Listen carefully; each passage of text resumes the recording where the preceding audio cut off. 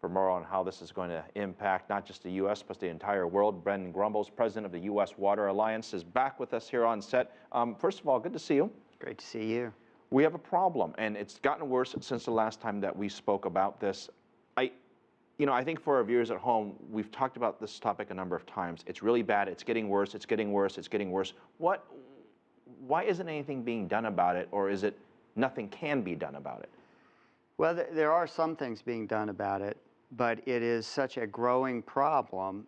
There are two different ways. There's short-term fixes, emergencies when there's not enough water. There are longer-term solutions to build in resiliency, but it involves price and it involves where people want to live. Okay. So it's let's help people with why they should care, because often we hear about water shortages and we think, well, it doesn't impact me, why should I care? Let's start with Central America. Large parts of those regions, they need it for farming. Okay, we mentioned a number of crops earlier. Right.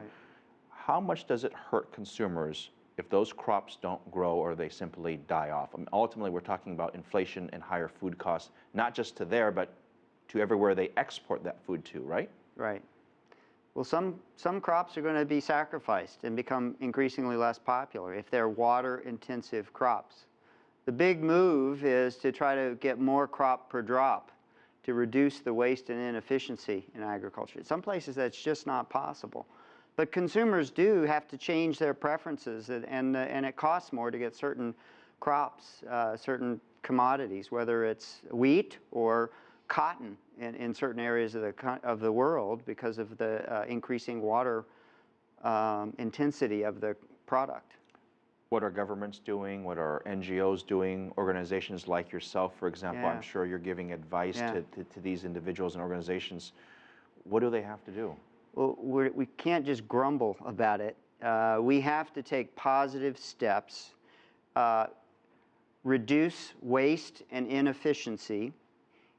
You can do that through technology. There are amazing devices like drip irrigation, smarter machines and fixtures that reduce waste and inefficiency. Governments can help that. The other really big one is price. Price signals on water change behavior. Well, look what they're doing in California. Right. They're fining people. Right. One of my friends who lives there says they're fining people $500 for watering at the wrong time of the day. I think there's certain times, I want to get into details of that. Right. But the point is they're fining people $500 for watering their lawn. I mean, is this what it's come down to for a lot of these folks? We simply have to fine people? In many places in the United States, the era of cheap water is over, and you're going to have to pay more to get water. And fines, sanctions are a reality in some areas. But the other big thing that governments can do and businesses is to reuse water and rethink water. Look at wastewater. There's no such thing as wastewater, just wasted water. If you can use technology to recycle it and reuse it safely, that has a huge Where does water come from? I mean, I know it's kind of a silly question, but just a real basic thing, where does the water that I drink from come from? The most unique thing about water is that we're always going to have the same amount in our world, our universe, but it changes forms from the heavens, the precipitation. The rain. So the rain is the first obvious spot in the hydrologic cycle. It runs off the land, it is absorbed into vegetation, it evaporates back into the sky, but it goes into the ground, it stays underground.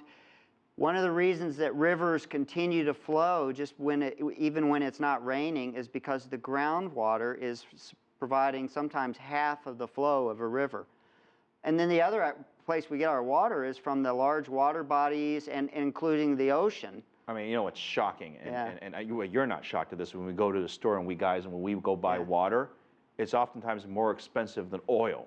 Right. I mean, that just tells you how scarce this product, and I don't think a lot of people realize it because they take it basically for granted. Now, in terms of the weather, now you talked about the rain, and we've got this sort of warming climate change that everyone's been talking about. What's the impact between that climate change and not having enough rain?